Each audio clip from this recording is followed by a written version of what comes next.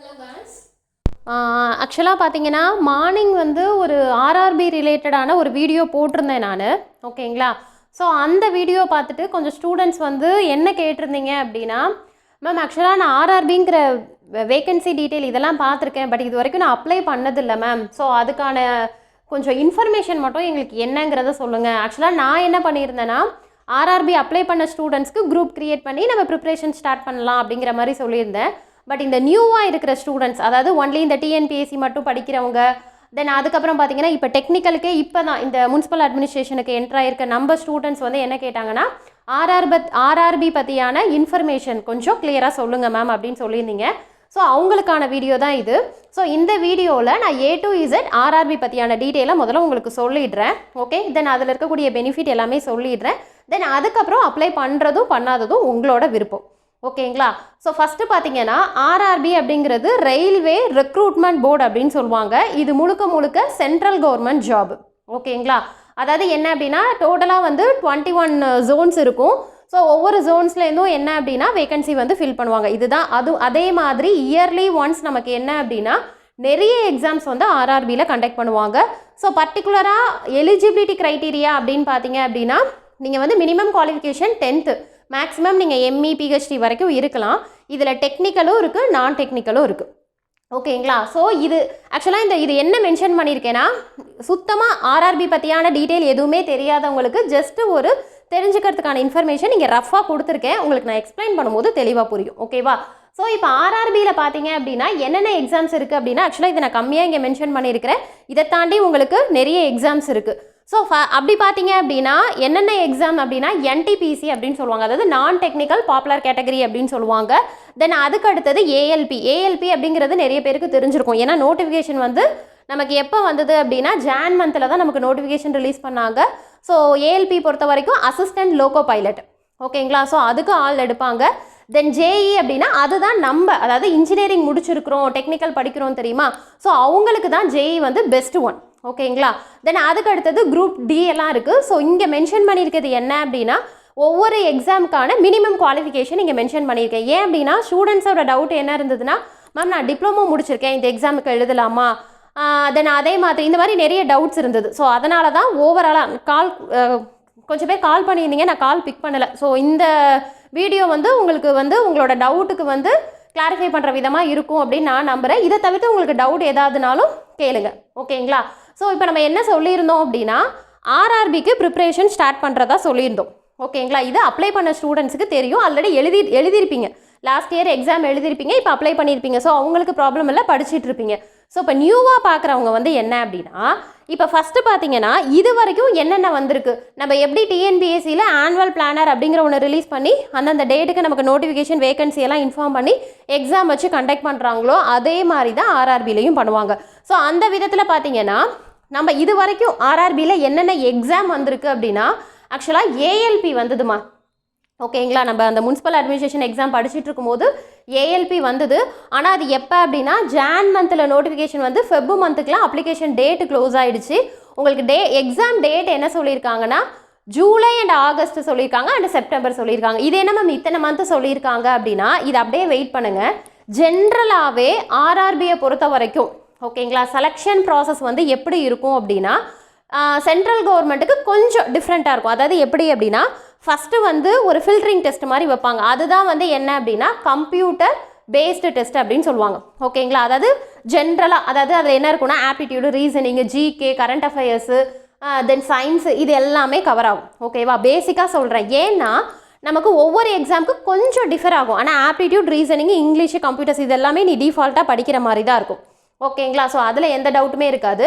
But என்ன அப்படின்னா CBT அதாவது கம்ப்யூட்டர் பேஸ்டு டெஸ்ட் நம்பர் 1 அப்படின்னா அது ஃபில்டரிங்காக.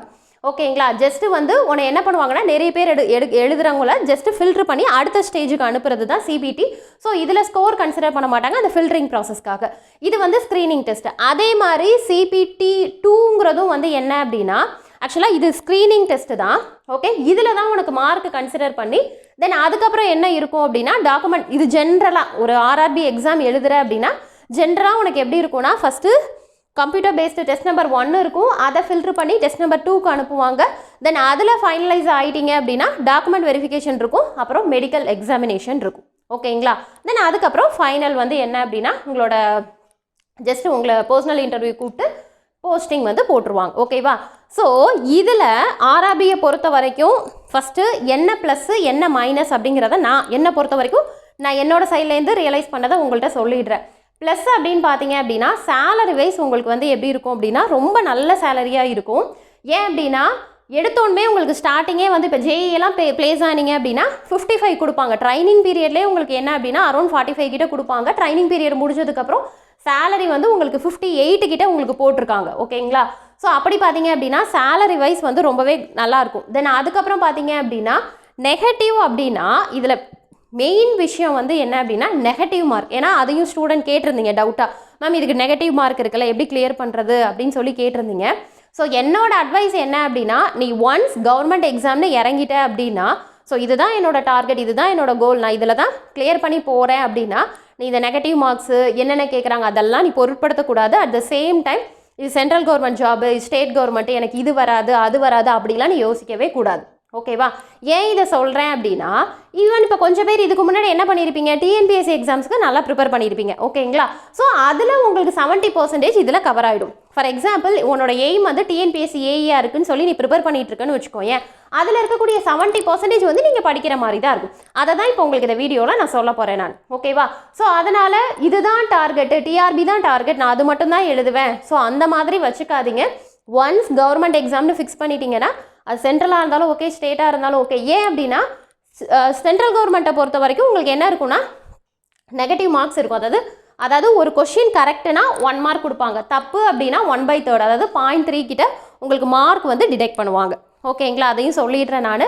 ஸோ அது ட்ராபேக்கே தவிர அட்வான்டேஜ்னு பார்த்தீங்க அப்படின்னா சேலரி வைஸ் வந்து அடிக்கடி அதாவது ரிவைஸ் பண்ணுவாங்க. ஒன்று அதிக சேலரி கிடைக்கும், வெல் செட்டில்டு. ஓகேங்களா. ஸோ அதனால் எவ்வளோ நாளைக்கு கஷ்டப்பட போகிறீங்க.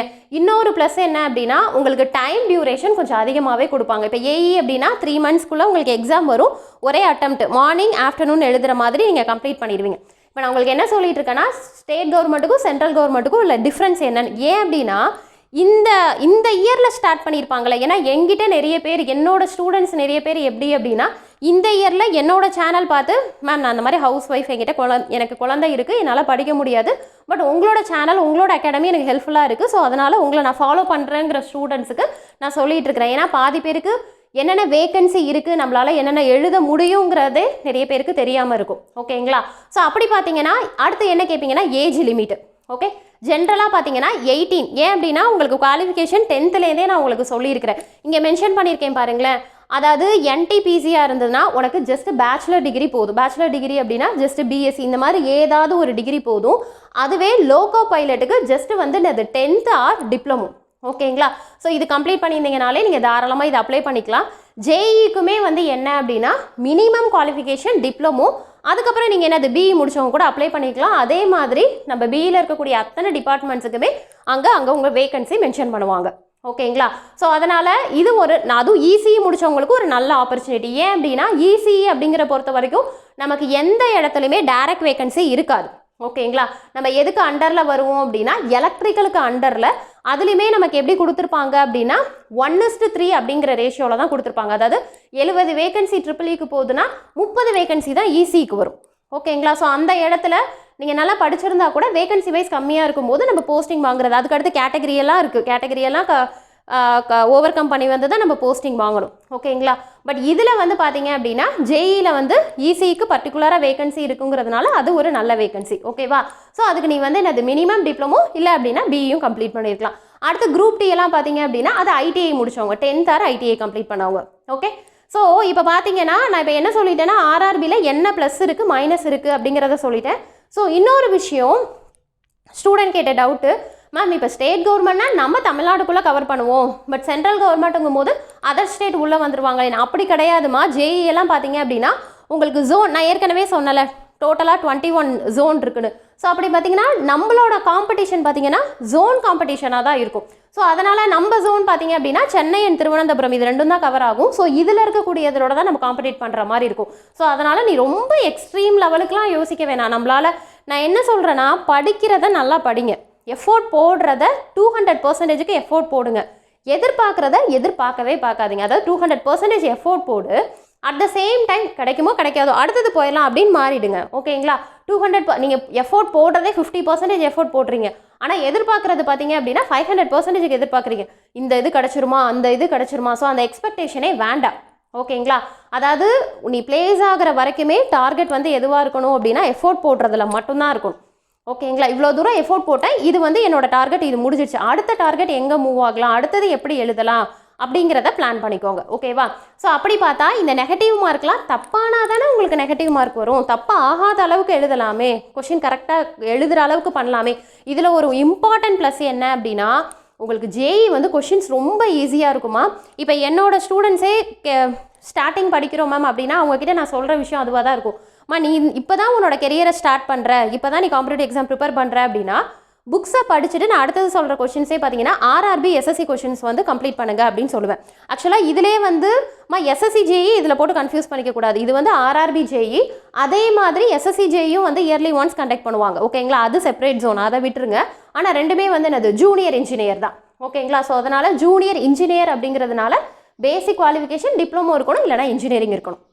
ஓகேங்களா?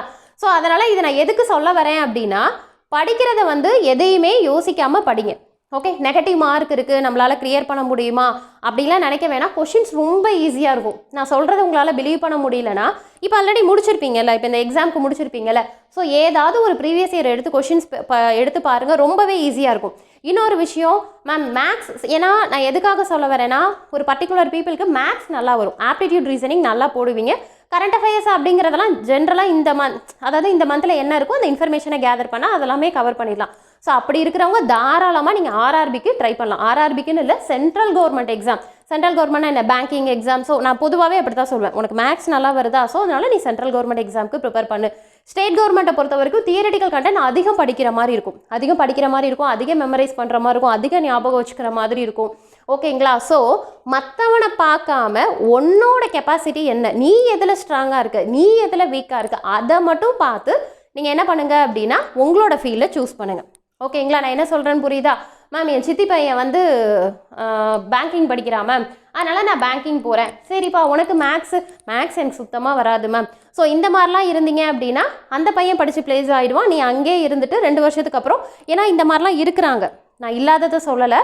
இப்போ என்னோட நெய்பர்ஸே பார்த்தீங்க அப்படின்னா அந்த பையன், ஐயோ அக்கா 3 வருஷம் வேஸ்ட் பண்ணிட்டேன், மேக்ஸே வராது, போய் பேங்கிங்கில் இப்போ இருந்துட்டேன். ஸோ இந்த மாதிரிலாம் சொல்கிறாங்க. அதனால் உன்னோட லைஃபு நீ தான் சூஸ் பண்ணணும். ஓகேவா? உங்கள் பேரண்ட்ஸ் வந்து ஈவன் உங்கள் பேரண்ட்ஸ் வந்து பேரண்ட்ஸாக இருக்கட்டும், இல்லை உங்கள் ஹஸ்பண்டாக இருக்கட்டும், இல்லை உங்கள் ஒய்ஃபாக இருக்கட்டும், யாரோ ஒருத்தவங்க புஷ் பண்ணுறாங்க, கவர்மெண்ட் எக்ஸாமுக்கு புஷ் பண்ணுறாங்க அப்படின்னா நீ ஃபஸ்ட்டு இன்ட்ரெஸ்ட் எடுத்துக்கோ. அவங்களுக்காக படிக்கிறேன்னு நினைக்காம நம்ம என்னோடய ஃபேமிலிக்காக படிக்கிறேன், படித்து நான் பிளேஸ் ஆகிறேன், போஸ்டிங் வாங்குறேன் அப்படின்னு நினச்சிங்கன்னா அடுத்தது நீ சூஸ் பண்ண வேண்டியது எனக்கு என்ன வரும். மேக்ஸ் வராதா, விட்டுரு, நான் நல்ல மனப்பாடம் பண்ணுவேன் அப்படின்னா நீங்கள் என்ன பண்ணிக்கலாம், தாராளமாக என்ன பண்ணிக்கலாம்னா ஸ்டேட் கவர்மெண்ட் எக்ஸாமுக்கு போய்க்கலாம். ஓகேவா? ஏன் அப்படின்னா 1 வருஷம் படித்து வேஸ்ட் பண்ணி டைமை வேஸ்ட் பண்ணிட்டு இருக்காது. ஓகேவா? ஸோ அப்படி பார்த்தீங்கன்னா ஓகே. ஸோ இப்போ என்னென்னா ஜென்ரலாக ஆர்ஆர்பி பார்த்தாச்சு. இப்போ இது வரைக்கும் என்னென்ன நோட்டிஃபிகேஷன் வந்திருக்குங்கிறத கிளியராக சொல்லிடுறேன். ஃபஸ்ட்டு வந்து பார்த்தீங்கன்னா உங்களுக்கு ஜான் எண்டில் வந்து அசிஸ்டன்ட் லோகோ பைலட் வந்துச்சு. வேகன்சி பார்த்தீங்கன்னா ஜஸ்ட்டு இங்கே அதாவது அப்ராக்சிமேட்டாக போட்டிருக்கிறேன் 6000 வேகன்சி மென்ஷன் பண்ணியிருக்காங்க. ஸோ ஜான் மந்த் வந்துச்சு. எக்ஸாம் வந்து என்ன அப்படின்னா இந்த மந்த் உங்களுக்கு சொல்லியிருக்காங்க, எக்ஸாம் வந்து இனிமேல் தான் அனௌன்ஸ் பண்ணுவாங்க. ஜூலை அல்லது ஆகஸ்ட்டில் இருக்கும். அடுத்து வந்து CBT 2 வந்து எப்போ இருக்கும் அப்படின்னா செப்டம்பரில் இருக்கும். ஓகேவா? ஸோ நான் உங்களுக்கு ஒரு ப்ளஸ்ஸு சொன்னல, அதில் என்ன ஒரு ப்ளஸ்ஸுனா இப்போ டிஎன்பிஎஸ்சியை பொறுத்த வரைக்கும் ஒரே நேரில் எக்ஸாம் வச்சு முடிச்சிருவாங்க. ஓகேவா? அந்த நீ மேபி நல்லா எழுதினாலும் பரவாயில்ல, எழுதலாலும் பரவாயில்ல, அந்த தலையெழுத்தை மாற்ற முடியாது, நீ அந்த ஒரு நாளில் என்ன எழுதிருக்கியோ. பட் இதில் அப்படி கிடையாது. நீ இந்த CBT 1 வந்து ஜென்ரலாகவே மேக்ஸ் நல்லா வருதுன்னா ஈஸியாக கிளியர் பண்ணிடலாம். அப்போ அதுக்கப்புறம் உனக்கு என்ன அப்படின்னா ஒரு 2-3 மந்த்ஸ் கேப் இருக்கும், இன்னுமே நல்லா ப்ரிப்பேர் பண்ணி இங்கே ஸ்கோர் வாங்குறதுக்கு. ஓகேங்களா? ஸோ இந்த இது வந்து கொஞ்சம் பெஸ்ட்டாக இருக்கும். அதாவது இது வந்து ஜஸ்ட்டு ஃபில்டரிங்காக நீ மார்க் எடுத்தால் போதும். ஸோ ஜஸ்ட்டு 3 மந்த்ஸ் கொடுப்பாங்க. 3 மந்த்ஸ் கூட இல்லை, உங்களுக்கு ஜாஸ்தி தான் வரும், 4 மந்த்ஸ் வரும் CBT 1க்கு. ஓகேங்களா? இப்போயே பாருங்களேன், ஜானில் ரிலீஸ் பண்ணாங்க, உங்களுக்கு எவ்வளோ டைம் கொடுத்துருக்காங்க பாருங்கள். ஸோ அதனால் நிறைய டைம் கொடுப்பாங்க. ஸோ ஒரு எக்ஸாம்னு ஆரம்பித்து படித்தா அப்படின்னா அது 1 இயர் முடிகிற வரைக்கும் வரும். ஓகேவா? அப்புறம் ஒரு 2-3 மந்த்ஸ்க்கு அப்புறம் உனக்கு செகண்ட் CBT கொடுப்பாங்க. ஓகேவா? ஆனால் நீ என்ன தப்பு பண்ணக்கூடாதுன்னா, இப்போ JEE அப்ளை பண்ணுறேன்னா இதை முடிச்சுட்டு ஃபில்ட்ரு செலக்ட் ஆகிறேன்னா இல்லையான்னு பார்ப்போம். செலக்ட் ஆகிட்டேன்னா அடுத்து இதை படிச்சுக்கலாம்னா நீ இங்கே நானே சொல்லிடுவேன் நீ செலக்ட் ஆக மாட்டேன்னு. நான் என்ன சொல்கிறேன்னு புரியுதா? அப்போ என்னென்னா இங்கேயே நீ டெக்னிக்கலாக முடிச்சிடணும். ஓகே, ஏன்னா இங்கே இருக்கிறதுல நீ ஜஸ்ட் ரிவிஷன் பண்ணிவிட்டு உள்ளே போனால் தான் ஈஸியாக ஆன்சர் கிளியர் பண்ண முடியுமே தவிர இங்கே இந்த கேப்பில் உட்காந்துட்டு படிச்சுட்டு எழுதிட்டு போனேன் அப்படின்னா சத்தியமாக கிடைக்காது. ஓகேவா? ஸோ அதையும் பார்த்துக்கோங்க. ஸோ அப்படி பார்த்தீங்கன்னா லோகோ பைலட் வந்துடுச்சு, எக்ஸாமே இப்போ வரப்போகுது. ஓகேங்களா? வேகன்சி வந்து 6000 வேகன்சி கொடுத்துருக்காங்க. ஸோ அது அப்ளிகேஷன் டேட்லாம் முடிஞ்சிச்சு. ஜஸ்ட்டு தெரிஞ்சுக்கோ. ஏன்னா ஆர்ஆர்பின்னு போடும்போது ஏஎல்பிலாம் வருது, அது என்ன மேம்னு கேட்டிங்கல்ல, அதுதான் இது. அதுக்கு அடுத்தது பார்த்தீங்கன்னா டெக்னீஷியனுங்கிறது நானே உங்களுக்கு சொல்லியிருப்பேன்.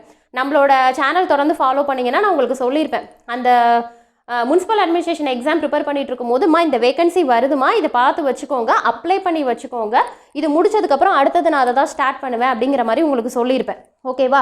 ஸோ அந்த ஸ்டூடெண்ட்ஸ் தான், அப்ளை பண்ண ஸ்டூடெண்ட்ஸ் தான் எப்போ ஆர்ஆர்பி ஸ்டார்ட் பண்ணுறீங்கன்னு கேட்டிருந்தீங்க. அவங்களுக்கு தான் குரூப் கிரியேட் பண்ணி ஆட் ஆகிக்கோங்கப்பா அப்படின்னு சொன்னேன் நான்.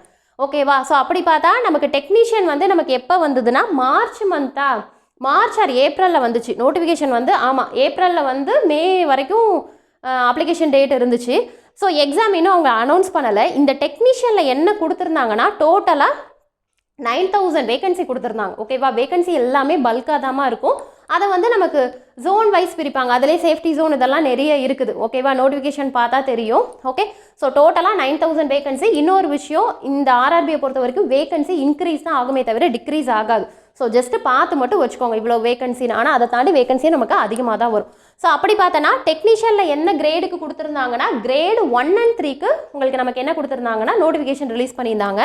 இப்போ கிரேடு 1 பார்த்தீங்க அப்படின்னா இங்கே பாருங்களேன்.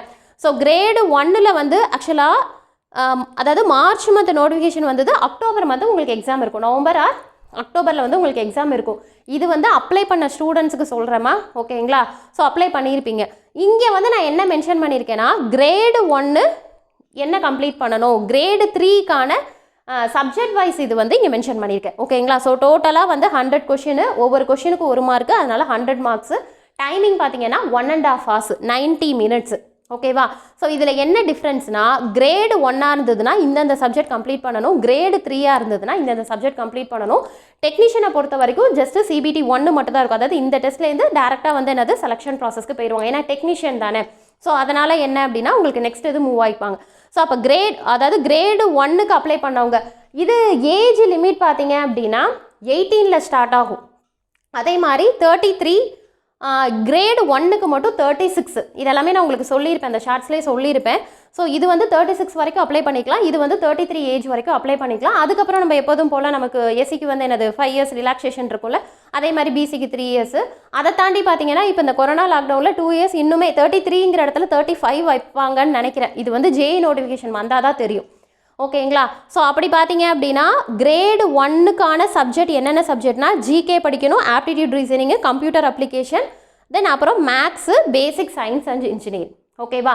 இந்த ஆர்ஆர்பியை பொறுத்த வரைக்கும் நீ சயின்ஸ் கொஞ்சம் அதிகமாக படிக்கிற மாதிரி இருக்கும். ஓகே, நான் அதையும் சொல்லிடுறேன். இப்போ நீ டிஎன்பிஎஸ்சியை பொறுத்த வரைக்கும் சயின்ஸ் அதிகம் படிக்க மாட்டோம். ஏன்னா 10 கொஷின்ஸ் வரும், அதுக்காக ஹோல் புக்கை படிக்கணுமா அப்படின்னு சொல்லி விட்டுருவீங்க. பட் ஆனால் இங்கே ஆர்ஆர்பிக்கு சயின்ஸுக்கு இம்பார்ட்டன்ஸ் கொடுப்பாங்க. ஏன் அப்படின்னா இந்த ஜிகேன்னு இருக்குல்ல, இந்த ஜிகேக்குள்ளே எல்லாமே கவர் ஆகிடும். என்னென்னா current affairs, polity, economy, geography, நம்ம படிப்போம்ல டிஎன்பிஎஸ்சி போர்ஷன்ஸு. ஸோ அது எல்லாமே வந்து எங்கே கவர் ஆகிடும்னா ஜிகேயில் கவர் ஆகிடும். ஓகேங்களா? ஸோ அப்படி பார்த்தீங்கன்னா உங்களுக்கு இதில் எத்தனை கொஷின்ஸ் வரைக்கும் இருக்குமா நான் ஜென்ரலாக இங்கே மென்ஷன் பண்ணியிருக்கேன்.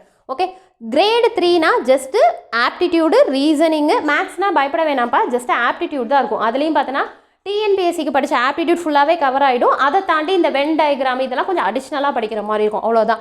ஸோ அப்போ ஆப்டிடியூடு, ரீசனிங்கு, சயின்ஸு, ஜிகே இதில் வந்து இப்போ கரண்ட் அஃபேர்ஸ் இதெல்லாம் கவர் ஆகும்னு சொன்னால இதுதான். ஸோ அப்போ கிரேடு 1க்கு அப்ளை பண்ணவங்க இதெல்லாம் எழுதுகிற மாதிரி இருக்கும், கிரேடு 3க்கு அப்ளை பண்ணவங்க இதெல்லாம் எழுதுகிற மாதிரி இருக்கும். ஓகேங்களா?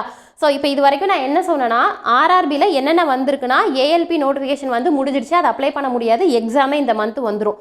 அதே மாதிரி டெக்னீஷியன் நோட்டிஃபிகேஷன் வந்து கம்ப்ளீட் ஆகிடுச்சு, அதை நமக்கு இன்ஃபார்ம் பண்ணியிருப்போம். ஸோ அப்ளை பண்ண ஸ்டூடெண்ட்ஸுக்கு தெரியும். ஸோ அது வந்து வேகன்சி பார்த்தோன்னா 9000 வேகன்சி. ஓகே, இதுக்கு அடுத்தது இப்போ பார்த்தோன்னா இந்த ஜேஇங்கிறது இந்த மந்த்து உங்களுக்கு நோட்டிஃபிகேஷன் ரிலீஸ் பண்ணுறதா சொல்லியிருக்காங்க, அஃபிஷியலாக சொல்லியிருக்காங்க ஜேஇங்கிறது. ஸோ ஜேஇலே பார்த்தீங்கன்னா நிறைய கவர் ஆகும், ஜேஇ, ஐடி, டிஓ இது எல்லாமே இதில் கவர் ஆகும். ஓகேவா? ஸோ நம்ம டெக்னிக்கல் ஸ்டூடெண்ட்ஸு இதை வந்து நம்ம யூட்டிலைஸ் பண்ணிக்கலாம். நான் என்ன சொல்கிறேன்னு புரியுதுங்களா? ஜென்ரலாக 10th 12th முடிச்சிருக்கீங்க, டிப்ளமோ முடிச்சிருக்கீங்கன்னா மற்ற எல்லா எக்ஸாமுக்குமே அப்ளை பண்ணிக்கலாம். பட் நான் பர்டிகுலராக இன்ஜினியரிங் முடித்த ஸ்டூடெண்ட்ஸ் சொல்கிறேன் பாரு, அவங்களுக்கான வேகன்சி வந்து என்ன அப்படின்னா 8000 வேகன்சியில் ஜேஇ இந்த வருஷம் இப்போ வருது. இந்த மந்த் வரதா சொல்லியிருக்காங்க. ஸோ இவங்க வந்து டிலே பண்ண மாட்டாங்க. ஓகேங்களா? ஸோ அப்படி பார்த்தீங்க அப்படின்னா வேகன்சி உங்களுக்கு சொல்லிட்டேன். இதில் நம்ம என்ன பண்ண போகிறோம் அப்படின்னா ஆக்சுவலாக ஜேஇ தான் உங்களுக்கு நான் இப்போ ப்ரிப்ரேஷன் ஸ்டார்ட் பண்ண போகிறேன். ஏன் அப்படின்னா டெக்னிக்கல் 100 கொஷின்ஸ் நீங்கள் கிளியர் பண்ணணும். ஸோ ஜேஇயை பொறுத்த வரைக்கும் செலெக்ஷன் ப்ராசஸ் இங்கே மென்ஷன் பண்ணியிருக்கேன் பாருங்கள். என்ன அப்படின்னா ஃபஸ்ட்டு CBT 1 அட்டன் பண்ணணும். அதில் ஃபில்ட்ரு பண்ணி செலக்ட் ஆனீங்க அப்படின்னா CB2 கிளியர் பண்ணி இங்கே வந்து என்ன அப்படின்னா ஸ்கோர் கிளியர் பண்ணிட்டீங்க அப்படின்னா நெக்ஸ்ட்டு வந்து என்னது டாக்குமெண்ட் வெரிஃபிகேஷன் தான். அதுக்கப்புறம் வந்து மெடிக்கல் எக்ஸாமினேஷன், அப்புறம் ஃபைனலாக வந்து என்ன அப்படின்னா போஸ்டிங் கொடுத்துருவாங்க. இதுதான். ஓகே.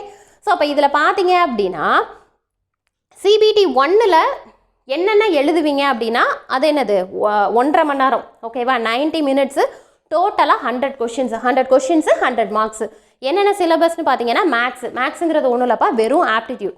ஓகே, ஜஸ்ட் இதை பார்த்துக்கோங்கப்பா. நெக்ஸ்ட் வீடியோ உங்களுக்கு நான் என்ன போடுவேன்னா இதுக்கான சிலபஸ் டிஸ்கஷன் தான் போடுவேன். உங்களுக்கு அந்த ஃபஸ்ட் வீடியோவில் என்ன சொல்லியிருப்பேன்னா ஸ்டூடெண்ட்ஸோட ஸ்ட்ரென்த்தை பொறுத்து தான் நான் ப்ரிப்ரேஷன் எப்படிங்கிறத ஸ்டார்ட் பண்ணுவேன்னு சொல்லியிருக்கிறேன். ஓகேங்களா? ஸோ இப்போ தான் குரூப்பில் ஆட் ஆகிட்டு இருக்கிறீங்க.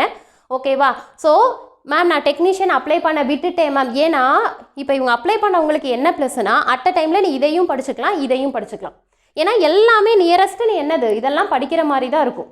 ஆல்ரெடி படிச்சிருப்பேன். ஆப்டிடியூட் பார்த்துருப்போம், ரீசனிங் பார்த்துருக்க மாட்டோம். டிஎன்பிஎஸ்சியை பொறுத்த வரைக்கும் ஆப்டிடியூட் பார்த்துருப்பீங்க, ஜிகே, சயின்ஸு எல்லாமே கவர் பண்ணியிருப்போம். எக்ஸப்ட் தமிழை தவிர எல்லாமே இதில் படிக்கிற மாதிரி இருக்கும். ஓகேவா? அதுதான் சென்ட்ரல் கவர்மெண்ட்டுக்கும் ஸ்டேட்டுக்கும் உள்ள டிஃப்ரென்ஸு. ஓகேவா? கொஷின்ஸ் எப்படி இருக்கும்னா இந்த தடவை தான் வந்து உங்களுக்கு என்ன அப்படின்னா தமிழில் மென்ஷன் பண்ணுறதா சொல்லியிருக்காங்கப்பா. அதனால் ஜேஇக்குமே கொஷின்ஸ் எப்படி இருக்கும்னா தமிழ் அண்ட் இங்கிலீஷில் இருக்கும். முன்னாடி வந்து இங்கிலீஷ் அண்ட் ஹிந்தியில் இருந்தது. பட் இப்போ வந்து என்ன அப்படின்னா இங்கிலீஷ் அண்டு தமிழில் இருக்கும். ஓகேவா? ஸோ கொஷின் சொல்கிறேன். ஓகே, ஸோ அது வந்து நமக்கு ஒரு ப்ளஸ்ஸு தான். தென் அதுக்கு அடுத்தது பார்த்தீங்கன்னா ஸோ மேக்ஸுங்கிறது ஆப்டிடியூடு 30 கொஷின் கேட்பாங்க. இதில் வந்து ஜென்ரல் இன்டெலிஜென்ஸ் அண்ட் ரீசனிங்னா ஒன்றும் இல்லை, ரீசனிங் 25 கொஷின் கேட்பாங்க. ஓகே, அதுக்கு அடுத்தது ஜிகே. இப்போ நான் சொன்னேன்ல அதாவது 10th வரைக்கும் நம்ம கவர். ஆனால் இதில் என்ன மென்ஷன் பண்ணியிருக்காங்கன்னா 10th CBSE போர்டுன்னு கவர் பண்ணியிருக்காங்க. ஸோ 10th CBSEனா அது 12th வரைக்குமே இருக்கும். ஓகேவா? ஸோ அப்போ அதில் இருக்கக்கூடிய என்னது பாலிட்டி, எக்கனாமி இதெல்லாமே இதில் கவர் பண்ணுற மாதிரி இருக்கும். ஓகே, INM இதெல்லாமே இதில் கவர் பண்ணுற மாதிரி இருக்கும். அப்புறம் சயின்ஸு 30 கொஷின். ஸோ சயின்ஸு கொஞ்சம் எக்ஸ்ட்ரா படிக்கிற மாதிரி தான் இருக்கும். ஓகேவா? ஸோ அப்போ இதில் படித்து 100 கொஷினில் நீங்கள் அதில் ப்ளேஸ் ஆகிட்டீங்க அப்படின்னா அடுத்ததுக்கு வந்து டெஸ்ட்டு 2 வந்து ஒரு 2-3 மந்த்ஸுக்கு அப்புறம் அவங்களே என்ன கொடுத்துருப்பாங்கன்னா உங்கள் ரிஜிஸ்டர் நம்பர் வச்சு உங்களுக்கு உங்களை சொல்லியிருப்பாங்க நீங்கள் இதில் ப்ளேஸ் ஆகிருக்கீங்க அப்படின்னு. ஸோ அதுக்கப்புறம் நீ என்ன படிக்கலாம்னா 2க்கு படிக்கலாம். இதில் பாரு டெக்னிக்கல் மட்டுமே 100 கொஷின்ஸு. ஓகே, டெக்னிக்கல் மட்டும் 100 கொஷின்ஸு. ரிமைனிங் இருக்கிறதெல்லாம் பார்த்தோன்னா இங்கே படித்ததே உனக்கு கவர் ஆகிடும். இந்த ஃபிசிக்ஸ் கெமிஸ்ட்ரி எங்கே படிச்சிருக்க, சயின்ஸில் இங்கே படிச்சிருக்க. ஸோ அதனால் இது புதுசாக படிக்க தேவையில்லை. இந்த ஜிகே 15 இங்கே படிச்சிருப்ப. ஸோ அங்கே நீ புதுசாக படிக்க தேவையில்லை. அப்படி பார்த்தா கம்ப்யூட்டர் அப்படிங்கிறது ஒன்றும் இல்லாமா, கம்ப்யூட்டர் அப்ளிகேஷனாக பேசிக் கம்ப்யூட்டர் ரிலேட்டடாக, அதாவது மெயில் ஓரியன்டாவோ இல்லை சாஃப்ட்வேரு, அப்புறம் வந்து என்னது MS ஆஃபீஸு. ஸோ இந்த மாதிரி பேசிக்காக கொஷின் கேட்பாங்க. எப்படி வந்து காப்பி பண்ணுறது. ஸோ இதெல்லாம் ரொம்ப பேசிக்காக இருக்கும். பட் இந்த இது வந்து இது வந்து செலெக்ஷன் ப்ராசஸ்ங்கிறதுனால கொஞ்சம் இன்டெப்த்தாக தான் இருக்கும். ஸோ அப்போ கம்ப்யூட்டர் அப்ளிகேஷனாக ஒன்றும் இல்லை, MS ஆஃபீஸு, ப்ரோக்ராமிங் இந்த மாதிரி தான் கொஷின் ப்ரோக்ராமிங் அளவுக்குலாம் போக மாட்டாங்க. உங்களுக்கு வந்து என்னது மெயிலில் வந்து எப்படி ஒர்க் ஆகுது இந்த மாதிரி தான் கேட்பாங்க. ஓகே, அடுத்து என்விரான்மெண்ட் அப்படின்னா பொல்யூஷன் ரிலேட்டடாக ஜென்ரலாக இருக்கும். ஓகேவா? தென் அதுக்கு அடுத்தது இந்த டெக்னிக்கலுங்கிறது தான் உன்னோட டிபார்ட்மெண்ட் வைஸ். இப்போ நீ மெக்கானிக்கலாக இருக்கிறன்னா மெக்கானிக்கல்லேருந்து 100 கொஷின் எழுதுகிற மாதிரி இருக்கும். சிவில்னா சிவில் 100 கொஷின்ஸ், ஈஸினா ஈஸி 100 கொஷின்ஸ். ஓகேவா? நீ மற்றதெல்லாம் கூட இங்கே படித்ததை விட்டுட்டு இந்த கம்ப்யூட்டர் என்விரான்மெண்ட்டில் விட்டுட்டனா கூட மற்றதெல்லாம் கரெக்டாக எழுதுனா கூட கண்டிப்பாக நம்ம என்ன பண்ணிடலாம் அப்படின்னா போஸ்டிங் வந்து வாங்கிடலாம். ஓகேங்களா? ஸோ உங்களுக்கு இது தெரியாது அப்படிங்கிறவங்களுக்கு RRBக்கான A to Z நான் கொடுத்துட்டேன். இன்னுமே நிறைய எக்ஸாம்ஸ் இருக்குமா, நான் இங்கே மென்ஷன் பண்ணலைன்னு விட்டுறாதீங்க. எக்ஸாம் இருக்குது. அடுத்தடுத்து என்ன எக்ஸாம் வருதோ உங்களுக்கு கண்டிப்பாக நான் இன்டிமேட் பண்ணுவேன். ஸோ அப்படி பார்த்தா இது ரெண்டும் முடிஞ்சிருச்சு, அப்ளை பண்ண முடியாது. ஆனால் ஜேஇ வந்து தாராளமாக நீங்கள் அப்ளை பண்ணுங்கள். நெகட்டிவ் மார்க் இருக்குன்னு யோசிக்க வேண்டாம். ஓகே, கொஷின்ஸ் வந்து ரொம்ப ஈஸியாக இருக்கும், நமக்கு ப்ளஸ் அது. ஓகேவா? நெகட்டிவ் மார்க் இருக்குங்கிறத விட கொஷின்ஸ் ரொம்ப ஈஸியாக இருக்கும். ஓகேங்களா? அதாவது பார்த்தோன்னே ஆன்சர் பண்ணுற மாதிரி தான் இருக்கும். ரொம்ப பேசிக்காக தான் கேட்பாங்க. அட் த சேம் டைம் பார்த்தீங்க அப்படின்னா டைம் மேனேஜ்மெண்ட் நம்ம ஈஸியாக போட்டுடலாம். ஏன்னா மற்றதெல்லாம் கூட 3 மணி நேரம் பயங்கர வேகாக இருக்கும். இது வந்து ஜஸ்ட்டு வந்து 1.5 மணி நேரம், அது வந்து ஜஸ்ட்டு 2 hours. 2 hours வந்து என்ன அப்படின்னா 150 கொஷின்ஸு. ஸோ அது நமக்கு கொஞ்சம் ஒரு எஃபெக்டிவாக இருக்கும். ஸோ உள்ளே போனோமா, எக்ஸாம் எழுதணுமா, வெளில வந்தோமா அப்படிங்கிற மாதிரி இருக்கும். ஸோ அதனால் ரொம்ப பீஸ்ஃபுல்லாக நீங்கள் வந்து என்ன அப்படின்னா எக்ஸாம் கிளியர் பண்ணிடலாம். ஓகேவா? இப்போ நான் என்ன பண்ணிட்டேன்னா RRBக்கான டீட்டெயில்ஸ் வந்து ஃபுல்லாக, அதாவது உள்ள இன்டெப்த்தாலாம் சொல்லலை, ஜஸ்ட்டு செலெக்ஷன் ப்ராசஸ் என்ன, என்னென்ன வேகன்சி வந்திருக்கு, எவ்வளோ வேகன்சி, எப்போ எக்ஸாமு, இது எல்லாமே ஓவராலாக சொல்லியிருக்கிறேன். ஓகே, கீழே வந்து உங்களுக்கு என்ன அப்படின்னா இந்த டெக்னீஷியன் அப்ளை பண்ணியிருப்பீங்கள்ல, ஸோ அவங்களுக்கு வந்து இன்னும் ஃபர்தர் டீட்டெயில் வேணும்னா நான் வந்து கீழே வந்து உங்களுக்கு டிஸ்கிரிப்ஷன் பாக்ஸில் அந்த நோட்டிஃபிகேஷன் உங்களுக்கு வைக்கிறேன். உங்களுக்கு வேணும்னா கூட ஓப்பன் பண்ணி பார்த்துக்கோங்க. இதை தவிர்த்து உங்களுக்கு வேறு ஏதாவது டீட்டெயில் வேணும் அப்படின்னா, ஏன்னா அந்த எக்ஸ் சர்வீஸ்மேனுக்குலாம் என்ன ரிலாக்ஸேஷன் இதெல்லாம் அடிஷ்னலாக ஏதாவது பார்க்கணும் அப்படின்னா நீங்கள் அதில் பார்த்துக்கோங்க. ஓகேவா? ஸோ இப்போ நம்ம என்ன பண்ண போகிறோம், ப்ரிப்ரேஷன் வைஸ் நம்ம என்ன பண்ண போகிறோம் அப்படின்னா, ஆக்சுவலாக என்னோட டார்கெட் வந்து என்ன அப்படின்னா ஜேஇ தான். ஓகேவா? எனக்கு என்னென்னா இந்த டெக்னிக்கல் 100 கொஷின்ஸை வந்து உங்களை ஓரளவு கொண்டு வந்துடணும் அப்படிங்கிறது தான். ஸோ ரிமைனிங் ஓரளவு எல்லாமே படிச்சிருப்பீங்க. மேம் அப்போ டெக்னிக்கல் மட்டும் தான் சொல்லுவீங்களா, ரிமைனிங்லாம் சொல்ல மாட்டிங்களா அப்படின்னு கேட்காதீங்கம்மா. ஆக்சுவலாக என்னென்னா இதையும் சேர்த்து தான் கவர் பண்ணலான்னு இருக்கேன். ஏன்னா ஆப்டிடியூட் ரீசனிங் எனக்கு ஆக்சுவலாக ஃபஸ்ட்டே ஆப்டிடியூட் ரீசனிங் தான் வரும், அதுக்கப்புறம் தான் எனக்கு டெக்னிக்கல் எல்லாமே. ஸோ அதனால் ஆப்டிடியூட் ரீசனிங் எனக்கு பெரிய விஷயம் இல்லை, பக்காவாக நான் எடுத்துருவேன்னு வச்சுக்கோங்க. அதனால் நான் ஆப்டிடியூட் ரீசனிங்கு இதெல்லாம் கொடுத்துருவேன். இந்த படிக்க வேண்டியதெல்லாம் நான் உங்கள்கிட்ட ஏற்கனவே சொல்லியிருப்பேன், ஜிகேலாம் எனக்கு நான் எடுத்ததில்லைம்மான்னு சொல்லியிருப்பேன். அதனால தான் டிஎன்பிஎஸ்சிக்கு நீங்கள் கேட்டிருப்பீங்க மேம் ஜென்ரல் ஸ்டடீஸ்க்கும் சொல்லுங்கள் மேம். நான் சொல்லியிருப்பேன், இல்லைம்மா அந்த பக்கமே நான் போனதில்லை, நீங்கள் பார்த்துக்கோங்கன்ட்டு. ஸோ அதனால் அதெல்லாம் மட்டும் நீங்கள் பார்த்துக்கோங்க. ஓகேவா? ஸோ இது உங்களுக்கு ஓகேவா இருக்குது. ஜேஇ நோட்டிஃபிகேஷன் வந்து அப்ளை பண்ணுவேன், அதே மாதிரி டெக்னீஷியன் அப்ளை பண்ணியிருக்கிறேன் அப்படிங்கிற ஸ்டூடெண்ட்ஸு கீழே வந்து ஆர்ஆர்பி குரூப்புன்னு சொல்லி டெலகிராம் குரூப்பு கொடுத்துருப்பேன். முதல்ல அந்த குரூப்பில் ஆட் ஆகிக்கோங்க. ஓகேவா? அதுக்கப்புறம் நான் என்ன பண்ணுவேன்னா, இதில் வந்து ப்ரிப்ரேஷன் நான் எப்படி பண்ணியிருக்கேன்னா, ப்ராக்டிஸாக கொடுக்கலாம், கிளாஸஸாக எடுத்து வேஸ்ட் பண்ணாமல். ஏன்னா கிளாஸஸ் எடுத்தால் ஜஸ்ட் உங்களால் லிசன் தான் பண்ண முடியும். பட் இதெல்லாம் வந்து ப்ராக்டிஸ் பண்ணாதான், ஆப்டிடியூட் ரீசனிங்லாம் ப்ராக்டிஸ் பண்ணாதான் நம்ம. ஸோ ப்ராக்டிஸ் கொடுக்கறது மூலமாக நம்ம ஸ்டூடெண்ட்ஸ் வந்து ப்ளேஸ் பண்ணலாமே அப்படிங்கிறது என்னோட ஐடியா. ஸோ நான் என்ன பிளான் பண்ணியிருக்கேன்னா, குரூப்பில் கொஷின்ஸ் ப்ராக்டிஸ் நிறைய கொடுப்பேன்.